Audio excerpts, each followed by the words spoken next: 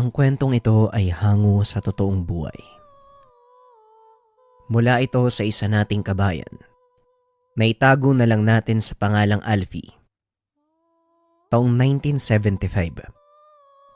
Probinsya ng Capiz. Isinilang sa mahirap na pamilya itong si Alfie. Hindi nagawang makapag-aral dahil na rin kapos sa pera. Natuto lang magsulat ang binata sa tulong ng kanyang ina. Sa murang edad napilitang magtrabaho sa bukid. Hindi alintana ang init ng araw at lamig ng ulan. Dahil lang nasa isip ni Alfie, kumita ng pera upang maipanglaman sa sikmura. Lumaki silang walang gabay mula sa ama dahil nabuyo ito sa bisyo at tuluyan silang iniwan. Bilang panganay, si Alfie ang sumalo ng kanyang responsibilidad. Nakita ng binata kung gaano kahirap ang magsakripisyo para sa kanyang mga kababatang kapatid. Dahil dito, mas lalong nagpursige ang binata para matulungan ang mga ito. Isa sa mga pangarap ni Alfie ang makapagtapos ng pag-aaral. Ngunit hindi niya ito magawang tuparin dahil na din sa mabigat na responsibilidad na nakaatang sa kanyang balikat. Kaya naman ang kapatid ang pinursige niyang makapagtapos. Kayong dalawa, mag-aaral kayo mabuti dahil yan lang ang may tutulong ko sa inyo. Alam niyo naman, wala akong tinapos, di ba? Pangarap ko makapagtapos pero wala nang pag-asa. Kahit grade 1, hindi ako nakaapak Wika ni Alfie. Kadalasan ganito ang linya ng binata sa kanyang mga kapatid sa tuwing pinangangaralan ang mga ito. Opo, Manong. Alam naman po namin kung gaano kahirap ang buhay natin Kaya gusto naming makapagtapos ng pag-aaral para makatulong po sa inyo. Tugon ng kapatid na si Bongbong. Ay siya, pagkagaling mo ng paaralan, gawin mo lahat ng gawain bago maglaro Walang katuwang si nanay, baka sa susunod na araw pa ako makauwi. Mag-uuling kami ni Mang Simon sa kabundukan Wika ni Alfie. Matapos magbigay ng bilin sa kapatid, kaagad na itong lumakad. Naanyayaan ito ng isa sa mga kakilalang sumama sa pag-uuling sa kabundukan. O mabuti naman at nandito ka na. Nga pala nasabi sa akin ni Amador, marunong ka daw gumawa ng mga patibong para sa laboyo. Tanong ni Mang Simon. Oo, marunong nga akong gumawa. Bakit? Marami bang labuyo sa lugar na pupuntahan natin? Ay nako, kung hindi mo na itatanong, hindi lang marami. Ang lugar na yon ay mismong pugad ng mga inahing labuyo. Tugon ni Mang Simon.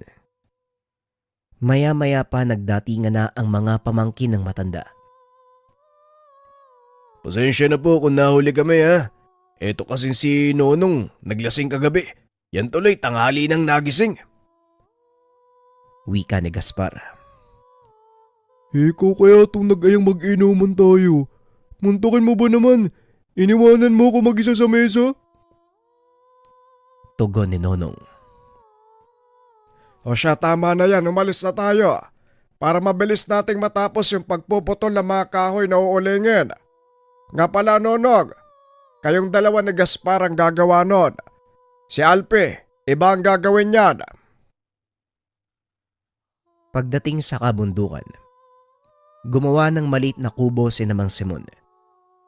Nagdala ng trapal ang mga ito para gawing bubong at ang mga pinutol na dahon ng buli ang nagsisilbing dingding at sahig ng kanilang tinutuluyan habang naroon sa lugar. Tapos na pong gawin yung kubo, Manong. May papagawa pa ba kayo? Sa ngayon, wala naman na pero dalhin mo yung mga gamit sa paggawa ng patibog. Maglalakad tayo sa gubat. Susubukan nating makahuli ng inahing labuyo.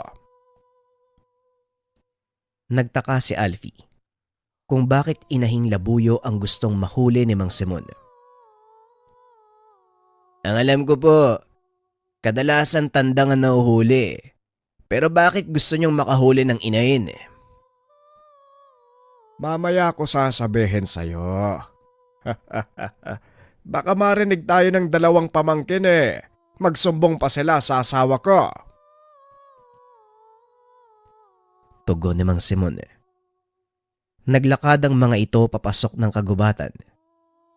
Habang naghahanap ng paglalagyan ng mga patibong, hindi maiwasan ng binata na magtanong.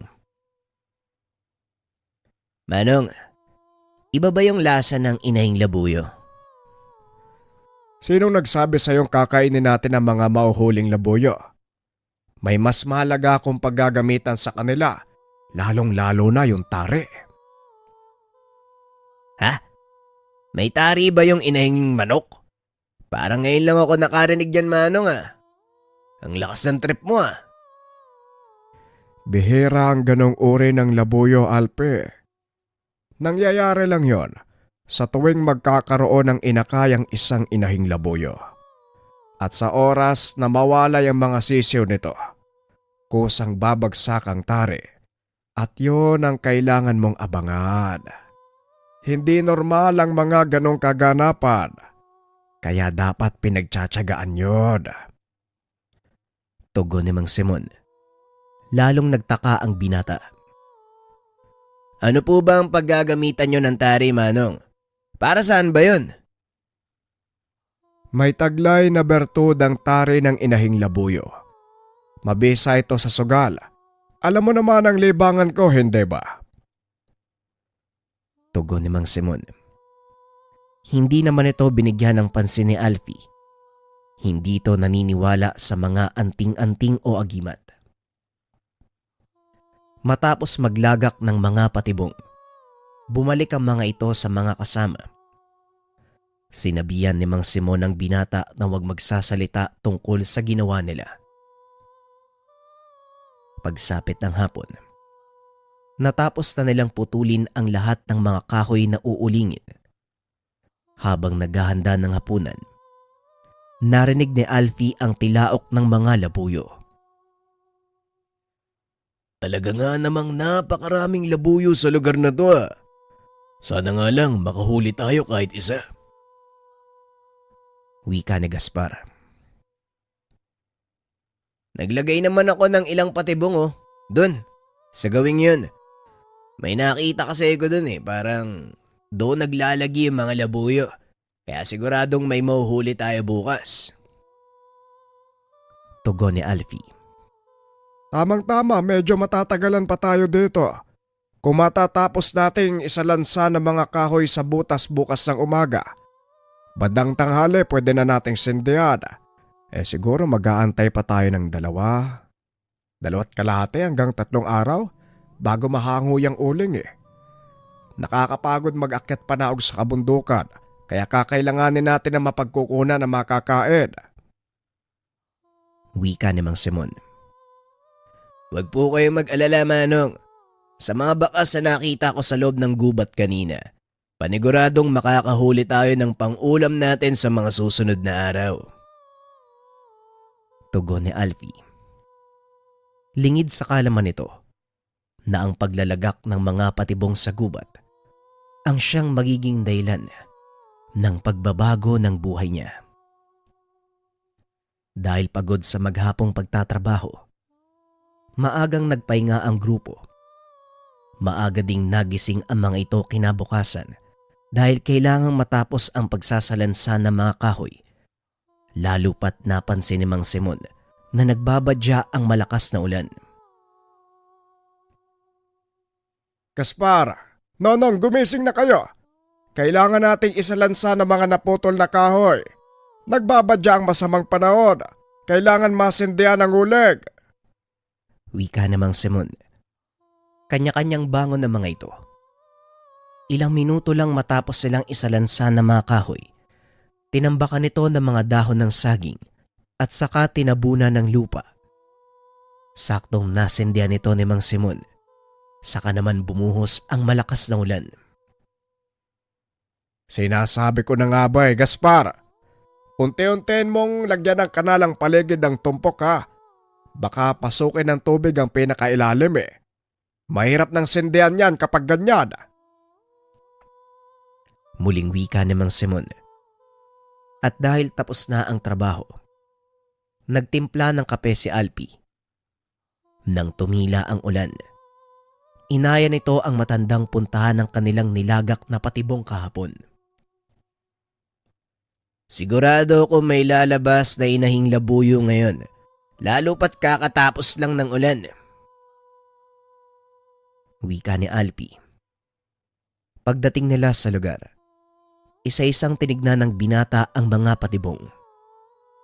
Kulang-kulang 20 patibong ang inilagay nila sa paligid, kaya hindi malayong makahuli ang mga ito kahit isang labuyo. Ilang minuto pa ng paglalakad ang ginawa ng dalawa nang mapansin ng binata ang kakaibang kilo sa isang patibong. Nahawi na ang lahat ng maliliit na halaman sa paligid na parang may kung anong dumaan doon. Hanggang sa nakita ni Alfie ang nakabiting labuyo, ngunit hindi ito ang inaasahan nilang mahuli. Ay nako, sayang. Tandang pang isang to Ilang patibong na lang ang natitira? Tanong ni Mang Simon. Meron pa pong 8, Manong. Alam niyo naman kung saan to magtatagpuan, di ba? Tugon ng binata. Nagpa siya ang dalawang maghiwalay para tignan ang mga naiwang patibong. Habang naglalakad si Alfie, muli nitong napansin ang isa sa mga patibong.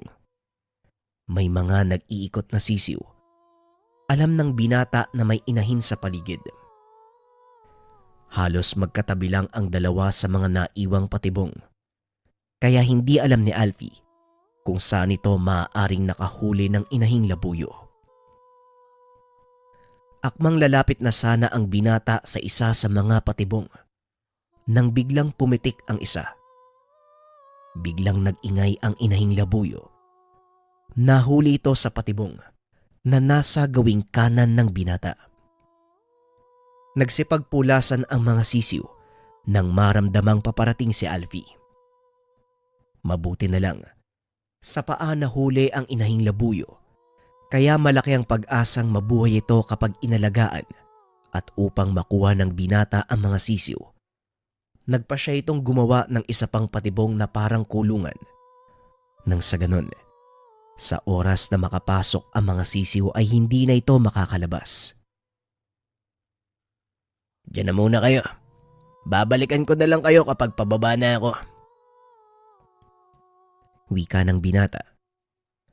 Matapos ang paggawa ng mga patibong, bumalik na ito sa kanyang mga kasama. Naroon na rin si Mang Simon. Ipinapakita ang nahuling labuyo. Puro tandang ang nahuli namin ni Alpe. Pero ayos lang. Pwede naman tong pang-ulam. Wika ni Mang Simon. Pagsapit ng hapon nagpaalam si Alfie. Dadalawin niya uli ang mga patibong. Nagdala ito ng bigas upang ipakain sa inahing naiwan sa gubat. Napangiti ito nang makitang naroon na din maging ang 5 sisiw. Saktong-sakto. Bababa na kami bukas ng umaga. Madadala ko kayo pag uwi. Wika ng binata. Wala silang ibang nahuling labuyo ng araw na yun. Nanlumo si Mang Simon dahil umasa itong makakahuli ng inahing labuyo. Sayang naman at di tayo nakahuli ng inahin. Pero hayaan mo na. Baka sakali bukas makachamba tayo. Wika ni Mang Simon. Kaso nga lang kinabukasan wala pa rin silang nahuli. Nagpa siya si Mang Simon na umuwi kasama si Alfie. Ngunit bago pa sila tuluyang bumaba ng kabundukan, kinuha ng binata ang nahuling inahin. Sa kasamaang palad, wala na ito sa pinaglagyan. Ngunit napansin ng binata na may kung anong naiwan sa kulungan. Dinampot niya ang bagay na yun Napag-alamang tari ng inahing labuyo, bumalik siya sa kinaroroonan ng mga kasama. Gaspar, kayo nang bahala dito ha, babalik na lang kami ni Alpe. Kailangan namin kumuha ng sakong paglalagyan natin ng mga uling. Wika ni Mang Simon. Pagdating sa kanilang baryo, dali-daling umuwi si Alfie para tignan ang kalagayan ng kanyang ina at mga kapatid. Humiram din ito ng pera kay Mang Simon upang ipangbili ng makakain nila sa bahay. Habang nasa daan, nakita nito ang ilan sa mga kalalakihang nagsusugal. Nagkakasiyahan ang mga ito. Napansin ni Alfie, malaki ang pustahan.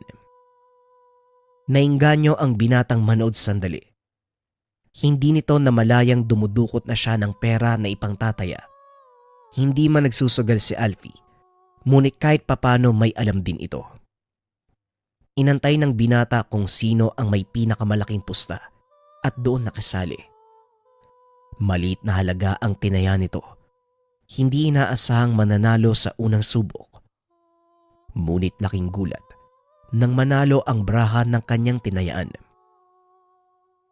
Nadoble ang taya ng binata at sa pagkakataong iyon, muli itong pumusta. Sunod-sunod na panalo ang nakamit ni Alfie ng maghapong iyon. Natigil lang ito sa pagtaya nang dumating ang nakababatang kapatid. Aba Manong, ngayon lang kita nakitang nagsugal ah. Mamaya niyan mapagalitan ka ni nanay. Wika ni Bongbong. Huwag kang maingay kay nanay. Bibigyan na lang kita ng mas maraming pangbaon mamaya. Mas malaki kaysa sa binibigay ko sa'yo. Mauna ka na sa bahay ito. Bumili ka ng ulam natin sa tindahan. Susunod ako. Tugon ni Alfie. Natuwa naman ang kapatid sa sinabi nito. Masayang umalis si Bongbong sa lugar. Nagpatuloy naman sa pagtaya si Alfie. Habang tumatagal, lumalaki ang panalo ng binata hanggang sa tuluyang mataob ang bangka. Hindi na namalayan ni Alfie na madaling araw na. Nagulat na lang ito nang makita si Mang Simon na may daladalang sako. O Alpe, mabuti naman at nandito ka na. Kanina ka pa ba? Tanong ni Mang Simon. Ano ho? Opo, kanina pa po Manong. Saan kayo pupunta? Anong saan ako pupunta? Naku kang bata ka. Inumaga ka dyan sa pasugalan ano? Naku po, yari. Umaga na pala. Mukhang nawiwili ka sa sugal Alpe ah. Hindi naman po sa ganun Manong ang totoo niyan. Ngayon nga lang ako nakapasok sa lugar na to eh. Nakita ko kasi na nagkakasayahan yung mga tumataya kaya nakisali din ako. Hindi ko nga akalaing mananalo ko ng sunod-sunod eh.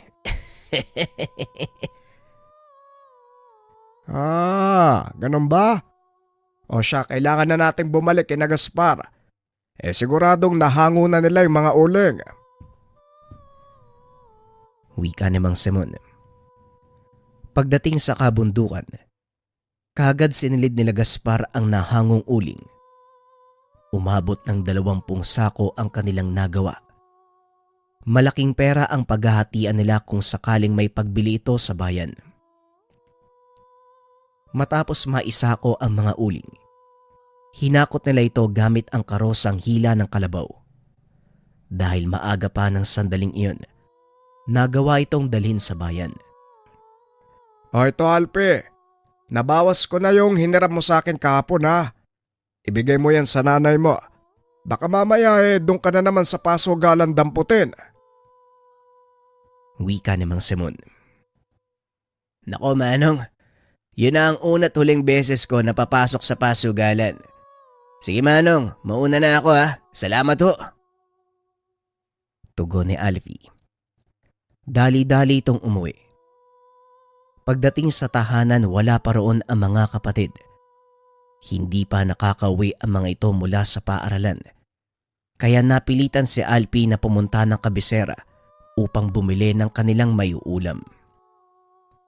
Habang nasa tindahan, narinig nitong nag-uusap ang dalawang lalaki. Ayon sa mga ito, may malaking pasabong nagaganapin sa kanilang baryo sa araw ng fiesta. Malaki ang pustahan, kaya naman nainganyo ang binatang sabihin nito kay Mang Simon. Saktong pagdating niya ng tahanan, naroon na sina Bongbong. Inutusan nito ang kapatid na ayusin ang mga napamili at magluto ng kanilang makakain sa gabing iyon. Bong, alam mo na ang gagawin mo dyan sa mga pinamili ko ha? Sandali lang at pupuntahan ko si Mang Simon. Wika ni Alfie.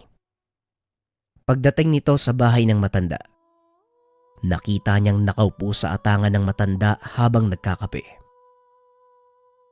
O Alpe, napasyal ka. Ano atin?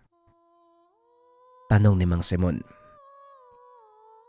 Narinig ko po kasi sa kabisera kanina, malaking pasabong daw ang gaganapin sa darating na fiesta. Siguradong malaki ang pustahan dun ano? Tugon ni Alfie.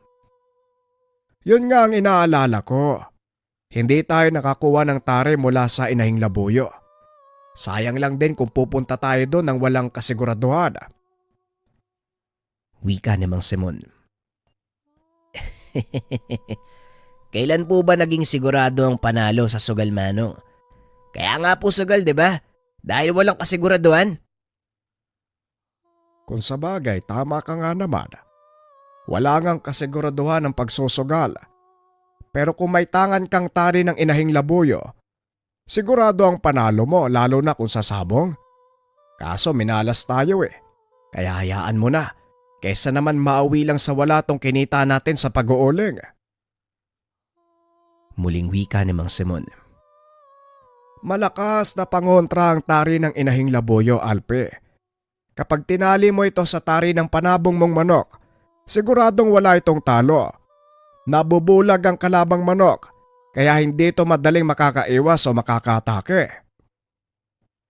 Pagpapaliwanag ni Mang Simon. Paano naman po makukuha yung tari? Kailangan bang putulin, Manong? Hindi kailangan, Alpe, dahil kusa itong malalaglag.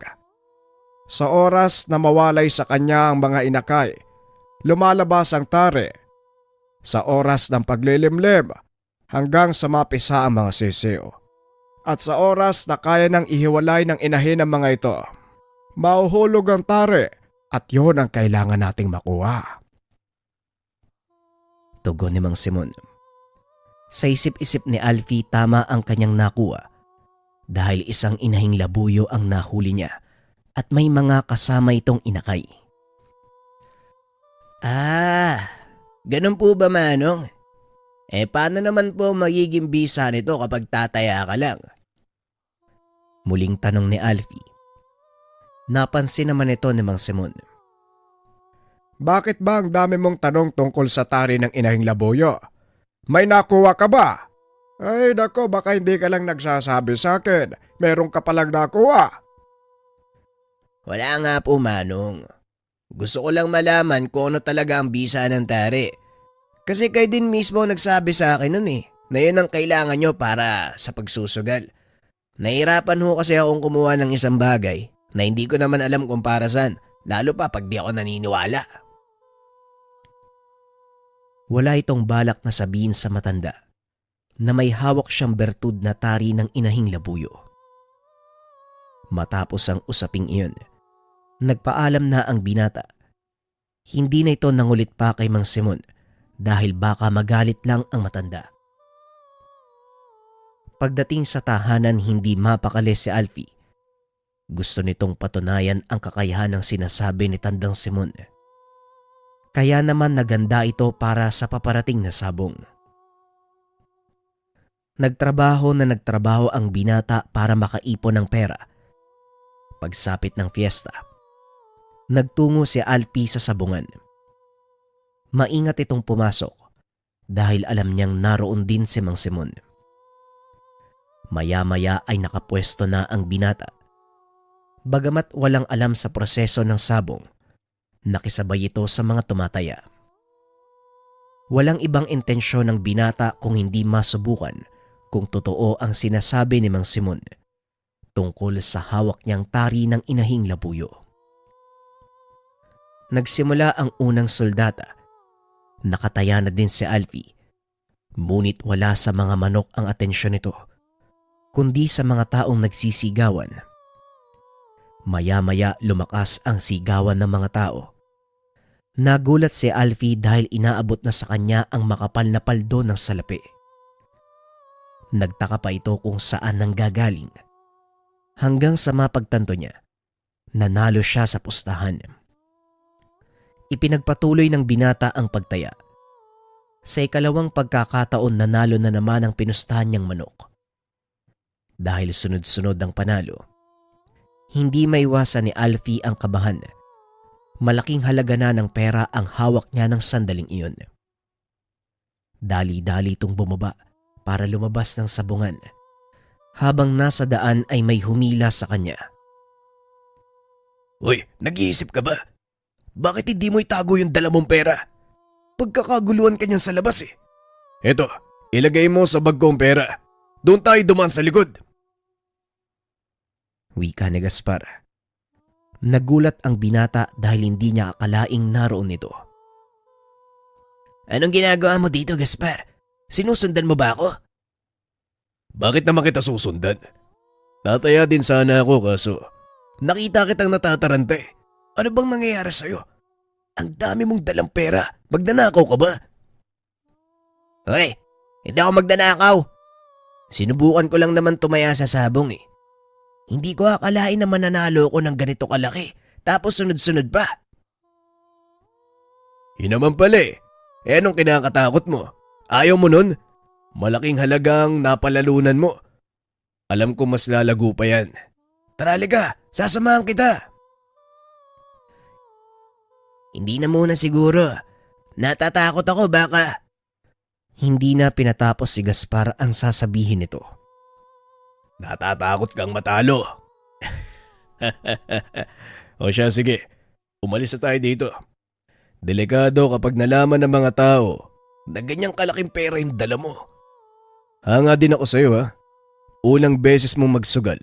Mag-isa ka pa. Paldo-paldo ka. May gusto lang kasi akong patunayan eh. Pero hindi ako ganun kakumbinsido.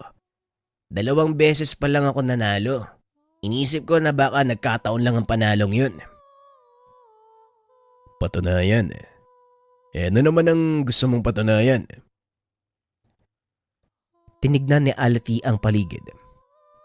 Nang masiguradong walang nakikinig, inilabas nito ang tari ng inahing labuyo. Eto Gasparo, nakuha ko sa gubat. Wika ng binata habang ipinapakita ang tari ng inahing labuyo. Teka, sandali lang. Oo nga, tama. Tari ng labuyo to ah. Oo pare, tari ng inahing labuyo. Tugon ni Alfie. Hindi maipaliwanag ni Gaspar ang mararamdaman ng mga oras na yun. Alam nito ang bisa ng gamit.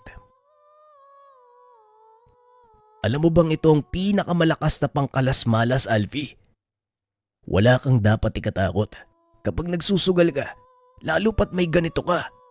Tara, patunayan natin ang sinasabi ko. Bumalik tayo sa sabungan. Hindi ka matatalo, pare. Tugon ni Gaspar. Sandaling nag-isip si Alfie. Bandang huli ay nakumbinsi ito ng kaibigan. O sige, gusto ko ring mapatunayan sa sarili ko kung talaga bang may taglay na bertud ang taring to eh. Wala namang mawawala kung susubukan natin, di ba? Maniwala ka sa akin pare. Malakas na pangkalas-malas ang gamit na yan. Halika na! Muling pumasok ang dalawa sa sabungan. Sa pagkakataong ito, sa ibabang bahagi sila naupo malapit sa ruweda. Nagkataong wala pa masyadong tao, nagpahinga ang soldata. Nanatiling nakaupo si Alfie, nakikiramdam sa paligid hanggang sa muling magbalik ang soldata. Ikaw ang mamili ng tatayaan nating manok dahil ikaw ang may hawak ng bertud. Hindi ako marunong eh. Ikaw na lang. Magtiwala ka sa bulong ng bertud sa'yo. Hindi yan nagkakamali. Kahit anong manok ang piliin mo, siguradong mananalo. Kung ganun, doon tayo sa wala. Yung manok na halos hindi pinapansin ng mga mananaya. Ibang klase ka talaga. Gusto mo talagang subukan ng bisa ng bertuda. O sige, walang problema. Yan ang tatayaan natin. Wika ni Gaspar. Kagad nitong isinigaw sa Kristo ang kanilang tatayaan. Sumenyas ito ng 4 na doble. Hoy, bakit sumenyas ka ng 4 na daliri? Anong ibig sabihin nun? Tanong ni Alfie. Pag-aralan mong mabuti ang senya sa sabungan. Dahil simula ngayon, ito na ang magiging buhay mo. Ang senyas ko, 4 na doble ng taya ng karamihan. Magtiwala ka lang, Alfie. Isang bagsakan lang to. Pero siguradong paldo-paldo tayong lalabas ng sabungan. Wika ni Gaspar. Hoy Gaspar, sigurado ka bang 4 na doble to? Baka naman mapasubukan yan. Tanong ng Kristo. Oo, sigurado ako. Isulat mo yung taya ko. Tugon ni Gaspar. Isinulat ito ng Kristo. Sinara na ang tayaan dahil magsisimula na ang soldata. Parang kinakabahan ako sa diskarte mo, Gaspar. Atras na lang kaya natin. Wika ni Alfie. Ano ka ba naman, Alfie? Magtiwala ka lang at isa pa. Hindi na pwedeng iatras yung pusta mo. Nakakasano. Tugon ni Gaspar. Naupo na lang si Alfie at yumuko. Abot-abot ang kabang nararamdaman ng binata sa takot na matalo ang lahat ng kanyang napalalunan. Maya-maya pa, napansin nitong tumatalon si Gaspar. Napangat ng tingin ng binata. Nakitang nanalo ang manok na pinustahan. Nanalo tayo, Alfie. O hindi ba? Sabi ko sa'yo eh, magtiwala ka lang. Ano, isa ba? Wika ni Gaspar. Nabuyo si Alfie hanggang sa matapos ang sabong. Gaya ng sinabi nito, paldo-paldo silang lumabas ng sabungan. Wag mo sabihin kay Mang Simon na nangyari ngayon ha. Sikreto lang natin to. Mayayari talaga tayo sa matanda. Tugon ni Gaspar. Hinati ng dalawa ang napalalunan. Yun ang naging simula ng pagtuklas ni Alfie ng buong kakayahan ng hawak na mutya. Sa tinagal ng panahon, nagawang makaipon ng binata. Marami ang nagtataka sa biglaang pag-angat ng estado ng buhay ni Alfie. Maging ang ina ni Alfie ay nagtataka kung saan ito kinuha ang perang ipinagpagawa ng kanilang tahanan. Saan mo kinukuha yung pinangkagastos mo sa pagpapayos ng bahay? Parang wala ka namang matinong trabaho. Tanong ni Aling Perlita. Matagal ko na pong pinag-ipunan yan, Nay. Para sa pagpapagawa talaga ng bahay natin. Kaya wala kayong dapat alalahanin. Wika ni Alfie. Lingid sa kalaman ng ina na may malaking ipong pera sa bangko ang binata. Tuloy-tuloy pa rin ang pagsusugal. Napansin naman ni Mang Simon na hindi na sumasama sa pag-uuling si Gaspar at madalas silang magkasama ni Alfie. Gaspar, parang napapansin ko, mas madalas mong kasama si Alfie kaysa kay Nonong. Ano bang pinagkakaabalahan yung dalawa? At parang hindi na rin kayo sumasama sa pag-uulig. Tanong ni Mang Simon. May mga bagay lang po kaming inaasikaso, Tio Simon. Sinasamahan ko si Alfie. Alam mo naman yung taong yun, oh. Wala kasing pinag-aralan. Tugon ni Gaspar. Alam nito na hindi niya nakukumbinse ang matanda. Matapos ang pag-uusap ay dali-daling pinuntahan si Alfie upang kausapin. Mas mabuti nga siguro magpalamig muna tayo. Naghihinala na din si nanay. Sabihan mo na lang ako kung kailan uli tayo lalakad. Pero palipasan muna natin yung hinala ng mga tao sa paligid. Wika ni Alfie. Sumama muna tayo kay Natio sa pag-uuling para hindi siya magduda. Baka mamaya hindi natin alam. Tinitiktikan niya na ang mga kilos natin eh. Mahirap na. Tugon ni Gaspar. Ilang buwang nanahimik ang dalawa. Inilaan ni Alfie ang mahabang panahon sa pagpapatayo ng isang tindahan sa bayan. Palihim lang ito kung kumilos para hindi mapaghalataan ng mga taong nakakakilala sa kanya. Hanggang sa tuluyan itong natapos, naging matagumpay ang negosyo ng binata hanggang sa tila nakalimutan nito ang pagsusugal. Nagulat na lang ito nang dumalaw si Gaspar sa kanyang tahanan. Ang laki na ng pinagbago mo ah. Ano pare, handa ka na bang bumalik sa sabungan? Matagal na panahon na akong hindi nakakapasok doon ng totoo. Nakalimutan ko na nga lang sa katagalan eh. May malaking pasabong sa kabilang bayan. Siguro naman, hindi mo yan papalampasin. Ano bang balak mo? Tataya lang tayo uli? Bakit ikaw? Ano bang gusto mong gawin? Parang gusto kong mamuhunan sa manok, Gaspar eh. May kakilala ka ba? Napangiti si Gaspar sa sinabi ng binata. Yan din ang totoong pakay ko. Kaya kita pinuntahan dito. May mga kakilala kong naghahanap ng mamumuhunan. Tugon ni Gaspar. Nang araw na yun, lumakad ang dalawa papunta sa kabilang bayan upang kausapin ang taong sinasabi ni Gaspar. Laking gulat ni Alfie nang makita si Mang Simon sa lugar. Ay nako, sinasabi ko na nga ba eh, ikaw ang taong tinutukoy ni Gaspar. Nga pala, kaibigan kong taong nagmamay-ari ng manok. Wika ni Mang Simon. Hindi na nagsalita si Alfie. Wala na itong magagawa dahil nalaman na ng matanda ang kanilang sikreto. Alfie, wag mo sanang isipin na dinala kita sa patibong ha. Hindi ko rin naakala na magkakilala si Tio Simon sa kayong manok na kukuha na natin eh. Walang problema, Gaspar, nandito na tayo eh. At isa pa, nakakayang umatras. Ituloy na lang natin. Pag-uusap ng dalawa. Kinausap ni Gaspar ang may-ari ng manok. Sinabi ang gustong mangyari ni Alfie. Kinuha naman ni Mang Simon ang pagkakataon para kausapin ang binata.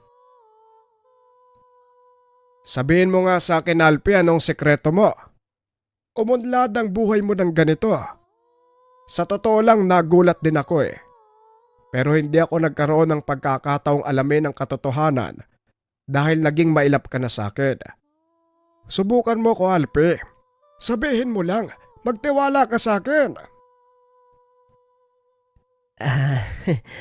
Pagsisikap lang, Mang Simon. Sa tulong ng nakuha kong tari ng inahing labuyo. Ilang taon na din ang nakalipas. Hindi ko sinabi sa inyo noon eh. Sa takot na baka magalit kayo sa akin. Tumawa ng malakas ang matanda. Inakbayan ang binata. Bakit naman ako magagalit? Ang totoo, masaya ako dahil sa mga narating mo. Nangangahulugan lang na ginamit mo sa mabuting paraan ang nakuha mong mutya. O siya, kailangan na natin kausapin yung may-ari ng manok. Huwag kang mag-alala. Hindi ka makikilala ng ibang tao. Akong bahala sa'yo. Eto naman, parang hindi ako kilala. Poprotektahan kita. Matapos ang pakikipag-usap, nagkasundo na ang mga ito. ikinasa nila ang pagsali sa pasabong. Gaya ng inasahan ni Alfie, siya ang gumastos ng lahat. Hindi ka nagkamali sa pagpapasya mo, Alpi. Ito na ang unang hakbang para lalo kang yumaman. Wika ni Gaspar. Matapos ang ilang araw na paghahanda, dumating na sa wakas ang pasabong. Hindi inaasahan ng binata ang mga mangyayari. Kampante itong mananalo. Masusungkit ang kampyonato sa malaking pasabong. Ngunit unang soldata pa lang, natalo sila. Ganyan talaga sa una, Alpi. Babawi tayo sa susunod na soldata. Wika ni Gaspar. Ngunit naramdaman ni Alfie na parang may mali sa mga nangyayari. Hindi Gaspar parang may mali. Hindi ko lang alam kung ano. Pero nararamdaman ko, may kakaibang nangyayari. Wika ni Alfie. Ganun ba? Siguro nga kung yan ang nararamdaman mo, malamang meron nga. Mas mabuti nang natalo tayo sa unang soldata. 2 laban pa ang pagdadaanan bago tayo uli sumabak. Bakit hindi tayo manood sa mga susunod na soldata? Wika ni Gaspar. Nanood ang mga ito sa susunod na laban. Kasama si Mang Simon at laking gulat ng matanda dahil may nagsasaboy ng asin sa ruweda. Anak nang, kaya pala na kontra ang bisa ng bertud mo. Magprotesta kayo kapag tayo nang sasabak. Kailangan basain ng tubig ang ruweda. Wika ni Mang Simon. Matapos ang 2 laban, kinausap ni Gaspar ang namamahala ng pasabong. Nagdala ito ng ilang balde ng tubig para ipangbasa sa ruweda. Halos hindi maipinta ang itsura ng makakalaban nila. Nalaman ni Mang Simon ang kanilang sekreto. Ngayon kumpiyansa akong mananalo tayo sa mga susunod na laban. Huwag yun ang hangarin ang kampyonato. Kailangan lang natin manalo, yun lang. Wika ni Mang Simon. Sa pagkakataong iyon, sinabihan nito si Alfie na bumaba sa ruweda at siya ang magbitaw ng manok. Hindi ko po alam kung paano gagawin yun, Manong. Nakakatakot po, baka masugatan ako ng tari. Mamaya ako yung atakihin ng manok Ayang ka na naman. Wala kang dapat katakutan. Ilayo mo lang sa katawan mo ang manok. Kapag hindi mo ginawa yan, maubos ang pera mo. Kailangang ikaw ang magbitaw ng sa ganon, maging epektibo ang bisa ng bertud. Makinig kang maigi. Wala nang nagawa si Alfie sa kagustuhan nitong manalo sa pasabong. Siya ang bumitaw ng manok. Bagaman kabado, sinikap ni Alfie na magawa ng maayos ang pagbibitaw ng manok sa ruweda. Tignan mong mabuti, Gaspar. Nakikita mo pa rin ba ang batang walang pinag-aralan sa pagkatao ni Alfie? Malayong malayo na siya sa dating Alfie na nakilala ko. Ngunit ganun pa rin ang ugali. Hindi nagbabago ang pagiging mapagkumbaba. Masasabi kong karapat dapat talaga siya sa biyayang natanggap. Tugon ni Gaspar habang pinapanood si Alfie sa taas ng ruweda. Tama ka. Sino ba namang mag-aakalang aabot sa ganito si Alfie? Isang bata na halos walang maisaing. Ay gayon, may sarili ng bigasan. Hindi mo talaga masasabi ang ikot ng buhay.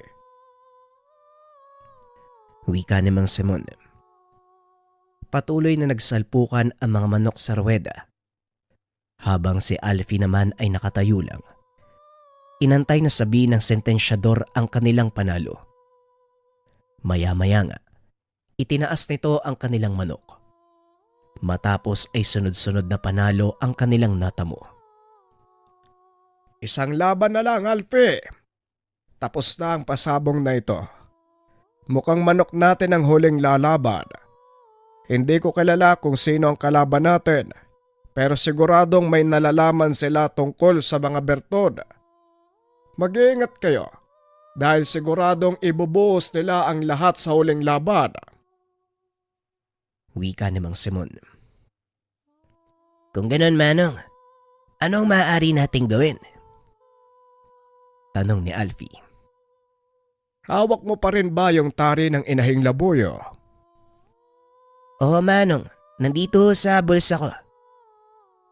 Dalin mo dito ang manok na ilalaban natin. May gagawin ako. Sinunod nila Gaspar ang sinabi ng matanda. Dinala ang manok na ilalaban. Kinuha ni Mang Simon ang bertud mula kay Alfie.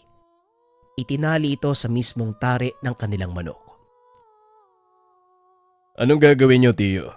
Maaaring matanggal ang tari ng inahing labuyo at tumalsik yan kung saan-saan. Wika ni Gaspar.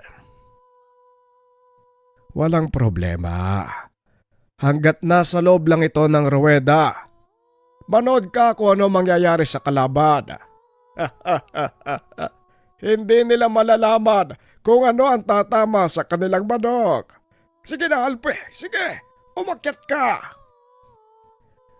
Tugon ni Mang Simon. Sabay abot ng manok kay Alfie. Kapwa kinakabahan si Gaspar dahil yun na ang huling laban. Kasalukuyang tabla ang puntos ng magkabilang grupo. Ang buong akala ko, hindi na tayo magkakaroon ng pagkakataon na masungkit ang kampyonato. Pero mukhang pabor sa atin ang kapalaran. Akalain mong natalo pa ang sinundan nating manok. Ito ang dalang swerte ng bertud ni Alpe. Isa sa pinakamalakas na magkalas-malas ang tari ng inahing labuyo. Kahit pa ang bulaklak ng tanglad at kawayan, walang panama sa ganitong uri ng gamit. Bakit kaya hindi sinabi sa atin ni Alfie yung tungkol dyan noon, Manong? Ano kayang dahilan yan? May sariling dahilan ng batang yan. At kung ano man yon, irespeto na lang natin. Alam naman natin na mabuting tao yan. Pag-uusap ng dalawa. Maya-maya umakyat na ang kalaban. Nanlaki mga mata ni Mang Simon nang makita kung sino ang magbibitaw ng manok ng kalaban. Kilala niyo ba ang taong yan, Tiyo? Bakit parang natigal po kayo? Tanong ni Gaspar. Siya si Noel. At ang hawak niyang manok, hindi pangkaraniwan. Yan ang lahi ng mga talunanon. Pasensya na. Mukhang dito na matatapos ang panalo natin. Wika ni Mang Simon. Noel? Kung hindi ako nagkakamali, siya yung anak ni Mang Deo, hindi ba? Tama ka. Sila ang nagpasimuno ng pasabong na ito. Dito natin malalaman kung hanggang saan ang swerteng dala ng tare para kay Alpe. Wika ni Mang Simon. Maya-maya nagtayuan na ang mga tao dahil nagsimula na ang pustahan.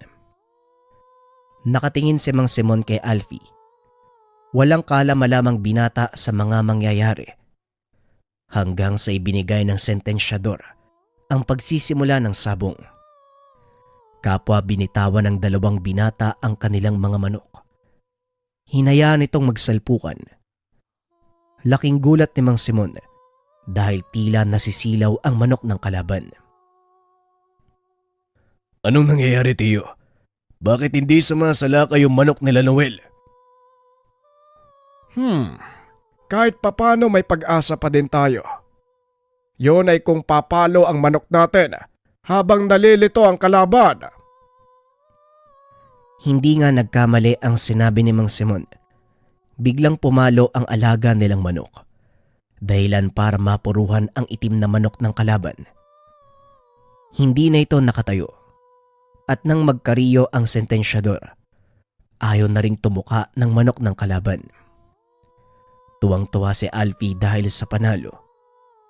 Wala itong alam kung sino ang kanilang nakalaban hanggang sa lumapit ito sa kanya upang makipagkamay. Magaling ang alaga mo. Binabati kita. Ikaw lang ang nakatalo sa amin. Wika ni Noel. Siguro, naswertehan lang po. Maraming salamat Tugon ni Alfie. Tinignan ni Noel si Mang Simon na noon ay nakatitig lang din sa kanya. Tumangulang ito bilang pagbati sa matanda. Literal na swerte lang ang dumapo sa iyo sa pagkakataong ito, Alpi. Kilala mo ba ang taong yon? Tanong ni Mang Simon. Hindi ho pero mabait po siya. Hindi kagaya ng una kong nakaharap. Parang gusto kong kainin nung natalo yung manok nila Tugon ni Alfie. Mabait talaga si Noel.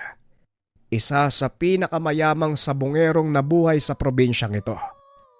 Kaya baliwala sa kanya ang isang beses na matalo.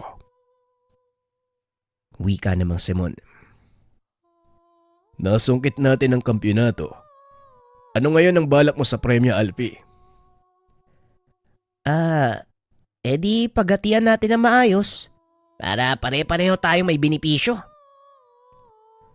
Tugon ng binata. Pinaghatian nila ang naging premyo sa labang iyon. Ito na ang naging huling beses na sumabak sa sugal si Alfie. Itinoon ng binata ang atensyon sa pagpapalago ng negosyo. Nagawa din itong mapagtapos ang kanyang mga kapatid. Nakabili ng malawak na lupain sa kanilang bayan na pinagtayuan ng sariling tahanan. Ngunit isang araw, habang nanonood sa mga taong gumagawa ng kanyang bahay, isang lalaki ang lumapit sa kanya. Magandang hapon. Maaari ko bang malaman kung nasaan dito ang bahay ni Alfie? Wika ng matanda at napalingon si Alfie. Nanlaki mga mata nang makilala kung sino ang taong iyon. Tay, anong ginagawa mo dito? Saan ka nang galing? Tanong ng binata. Dahan-dahang lumapit sa kanya ang matanda. Hinawakan sa balikat si Alfie. Alfie, ikaw na nga ba yan? Totoo nga ang sinasabi nila. Mayaman ka nga. Dahil lang ho sa pagsisikap ko. Kahit wala kayo, nagawa kong umangat sa buhay. Sandali nga, bakit ba kayo bumalik dito? Dahil ba nalaman mo umangat na ako sa buhay kaya nandito ka? Hindi yun ang pinunta ko dito. Pinagsisihan kong ginawang pangiiwan sa inyo ng nanay mo. Alam kong hindi niyo ako mapapatawad. Gayunpaman, humingi ako ng kapatawaran. Matagal na kitang pinatawad dahil ikaw ang tatay ko. Hindi rin ako nagtanim ng sama ng loob sa'yo. Alam mo bang matagal kitang inaantay? Yung mga kapatid ko matagal nang nangungulila sa'yo. Wika ni Alfie. Hindi ito nagpapalata. Ngunit nangingilid na ang luha sa kanyang mga mata. Maaari bang umuwi sa ating tahanan? Bukas ho ang pinto ng bahay ko para sa'yo. Alam kong tatanggapin ka pa rin ni nanay. Sa kabila ng ginawa mong pangiiwan sa amin noon. Nanginginig man ang boses. Nanatiling kalmado si Alfie. Matapos ang pag-uusap, isinakay ng binata ang ama sa kanyang kotse. Inuwi sa kanilang tahanan. Hindi naman makapaniwala ang ina nang makita si Mang Poldo. Ang buong akala ni Aling Perlita, patay na ito. Saan ka ba nang galing tao ka? Ay bakit ngayon ka lang umuwi? Tanong ni Aling Perlita. Nagkamali ako, Perlita. Mga anak, patawarin niyo ko. Nawala ko ng mga panahon kailangan niyo ko. Wika ni Mang Poldo. Ang nakaraan ay tapos na, tay. Ang mahalaga bumalik ka. Siguro naman sa pagkakataong ito, hindi mo na kami iiwan. Tugon ni Alfie. Hindi nito akalaing matutupad ang kanyang matagal na pangarap. Yon ay ang mabuo ang sariling pamilya. Sa kasamaang palad, may malubhanang karamdaman ang ama. Ilang buwan lang ang tinagal bago tuluyang namayapa. Gayunpaman walang pinagsisihan si Alfie dahil nagawa nitong ibigay sa ama ang karapat-dapat na kalinga kahit sa maiksing panahon. Sa paglipas ng mga taon, lalo pang naging malago ang negosyo ng binata. Lumipat na rin sila sa syudad. Sa isang ari-ariang nabili ni Alfie, nagpatayo ang mga ito ng malaking bigasan. Namili din sila ng mga palay mula sa mga magsasaka.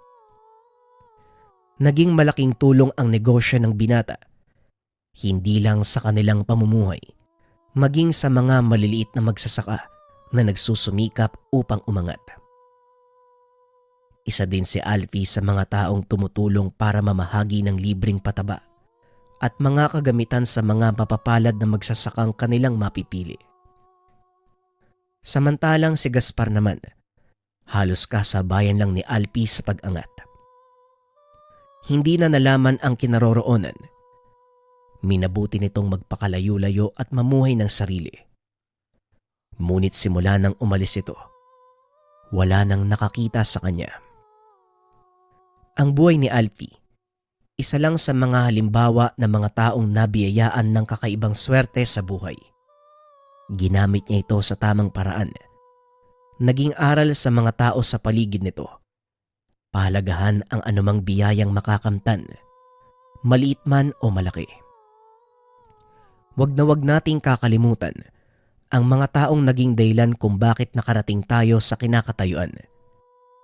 Masama man o mabuti ang naidulot nila sa atin, naging bahagi pa din sila ng ating mga buhay. Sa kasalukuyang panahon, anak na ni Alfie ang nagpapatakbo ng kanilang mga negosyo.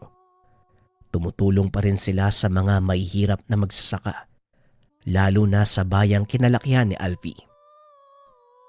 Nagtayo ito ng maliit na organisasyon na siyang nangasiwa sa pamamahagi ng mga bigas at iba pang tulong sa mga kababayan nilang kapos.